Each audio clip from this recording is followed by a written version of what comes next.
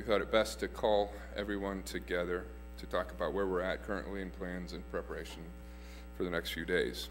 Unfortunately, we are in a perfect storm environment for flooding. Significant snow melt mixed with significant rainfall on frozen ground provides conditions for widespread flooding events. As you know, areas to our north are being hit hard. Our neighbors in Pierce began laying sandbags this morning around businesses and homes. The Pierce Manor was evacuated and not able to place residents in Norfolk due to road closures had to be placed in Pierce Elementary School. Good news is that the City of Norfolk's flood control systems are currently working as they should. We are monitoring the stresses placed on these controls and taking action to alleviate as much pressure on them as we can while keeping residents safe from flooding and making sure that our sewer and stormwater systems are operating as they should.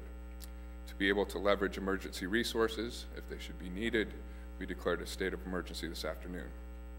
Our city's emergency office operations are working at full force and will be operating 24/7 as we move through the next few days. Our emergency shelter plan has been activated with high ground at Lutheran High Northeast, providing a place for shelter for those who cannot get home or may be stranded. We are working closely with Madison County to monitor conditions throughout the area and coordinate efforts where possible.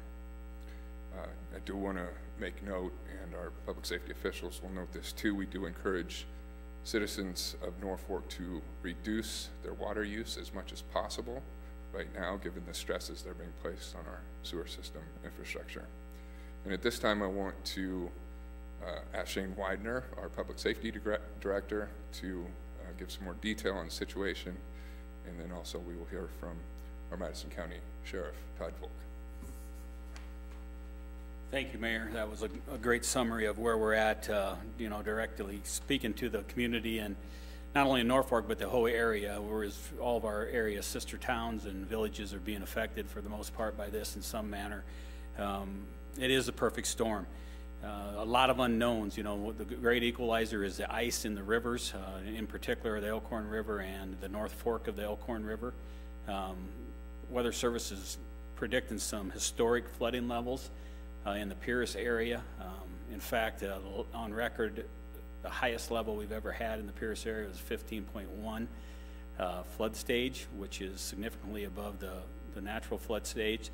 And they're predicting potentials up to 17 and beyond, potentially 18 feet.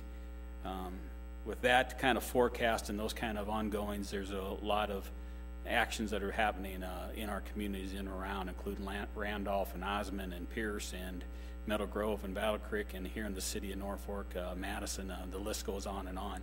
A lot of unusual types of flooding. We're seeing water in places that we typically don't see water.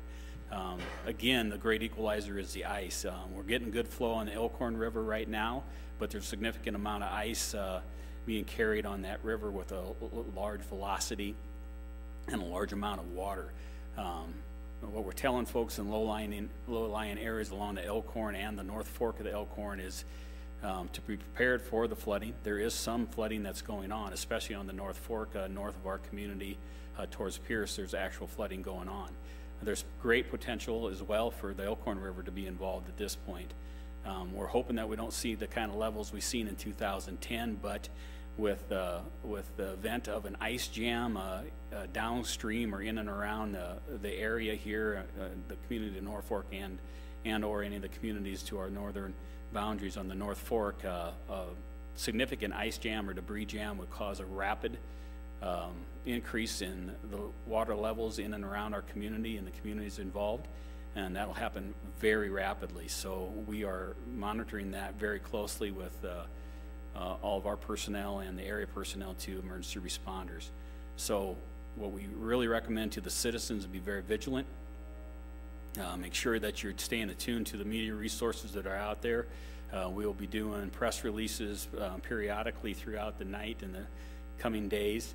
And when we see changes, I'm sure the mayor will want us to do some more press conference and those kind of things as we go through the day tomorrow.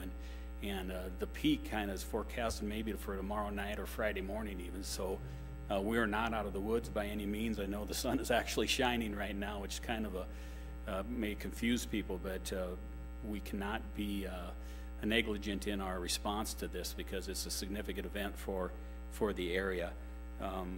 As the mayor indicated, our levee is doing our job. We've got patrols, levee patrols that are going to be deployed at 8 p.m.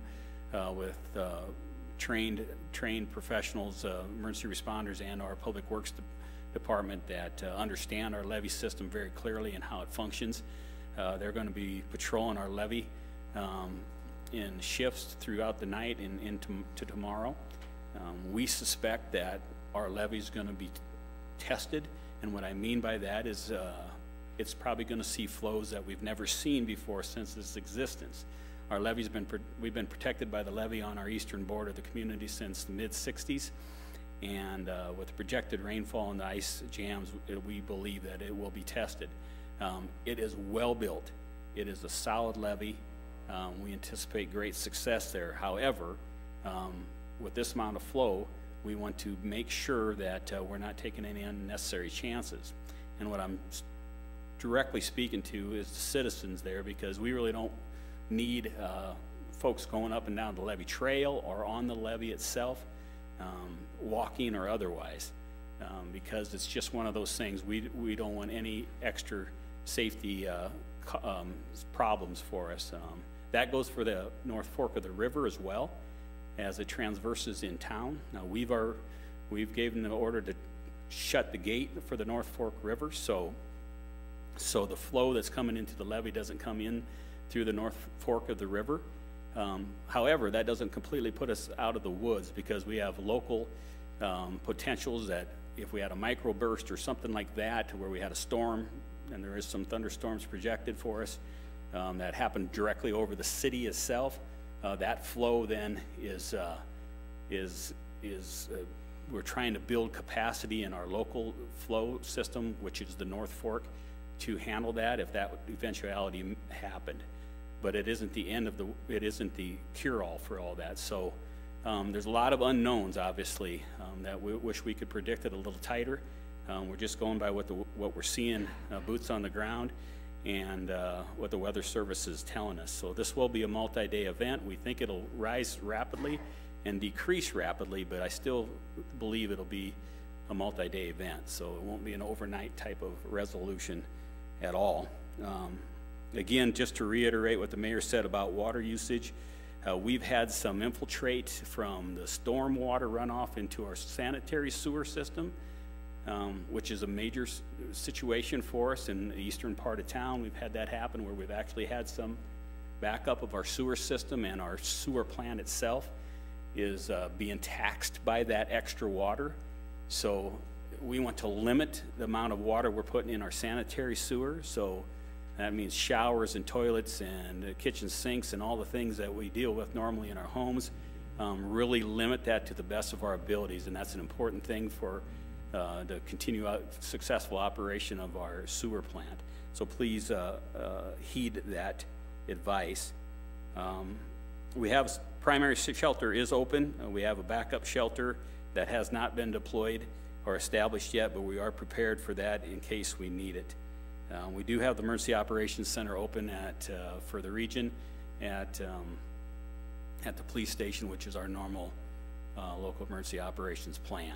So there's some numbers that have been put out in the media, and I don't have those in front of me, but I can grab those, Liz, and get those back out. But they have been out in a press release prior to this press conference. So if you have questions or concerns, those numbers are available for you to call in, and we'll try to dig out the answers for you. Again, that's where we're at. This is not a Norfolk problem at all. This is definitely widespread. Our county sheriff is here to talk about the things he's seeing out in the county, and our partners, and again, our sister cities and counties, Antelope and Pierce County and beyond, are dealing with a similar effect here. So with that being said, I'll turn it over to our sheriff for his report.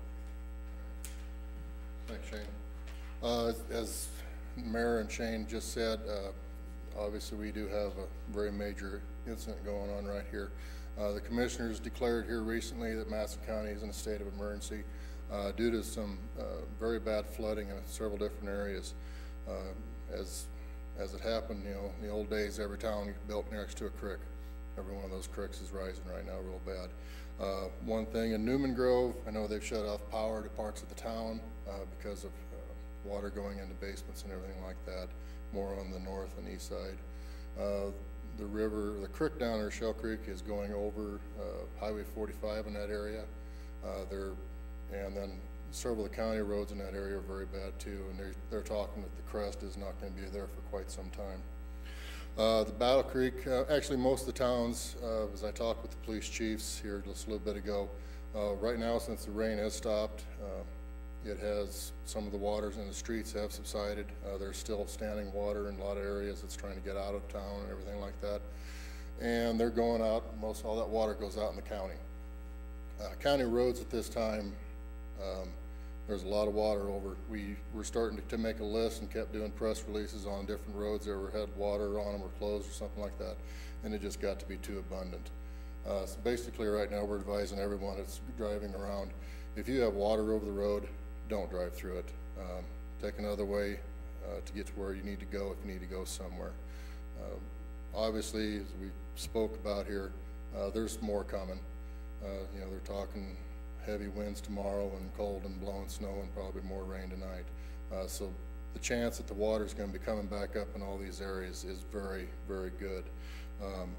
One of the things I wanted to get out and make sure in Madison County, if you're in one of those areas and your home is affected by the water, the shelters that have been in place right now is the Madison City Auditorium, the Tilden Fire Hall, the Battle Creek Fire Hall, Newman Grove Fire Hall, and the Meadow Grove Fire Hall are all going to be open overnight if anyone is needing a place to stay. The only thing they said, if you got a sleeping bag or a cot or something like that, please bring it. Make sure you bring your medication or anything like that with you if you need that. So those areas are open. And I know our fire departments, all the volunteers have been out and throughout the communities have been running some sandbags in different areas just because of where the water has been standing, because it's got nowhere to go in certain areas right yet until some of the ice gets away from those areas. One thing I will ask, and I know I'm directing my deputies, if we got people out driving around just to be looking, we're going to ask you to go home, pure and simple. We don't need people out driving around looking at stuff and looking at flood waters and being dangerous, because if you slip and fall in that water, you drive in that water, we have to risk our lives to get you out. And we don't want nobody getting hurt. So far, we've been doing real good today with calls. Basically, everything's been check welfares. We're just making sure everybody's good that's in these low-lying areas. So the calls have been more along those lines and not many along the emergency lines. So we want to keep it that way. One thing, again, reiterate, don't drive through standing water or open water. You don't know how much has been taken out of that roadway where you could drop into it.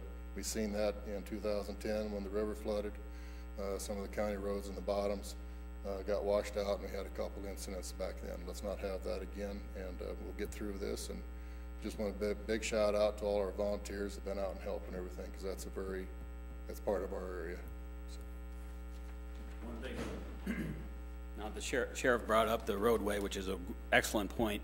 We actually do have a report north of Pierce that a pickup with 3 people went off the road and was washed off the road and is basically in a stranded environment out there, unable to self-rescue at this point. Don't have all the details, but the point is, it's real. Water is a great equalizer. It can lift almost anything if there's enough of it.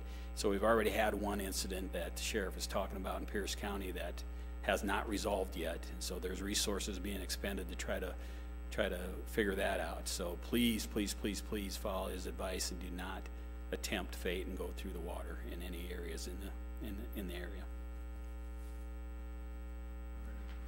Well, thank you, Shane and Todd, for kicking your teams into full gear and making sure that area residents are safe throughout these events. We will continue to keep you updated on city and county operations. We'll stick around here if you have individual questions for us now. Liz has the emergency services operations for citizens to call should they need it. So thank you for your time.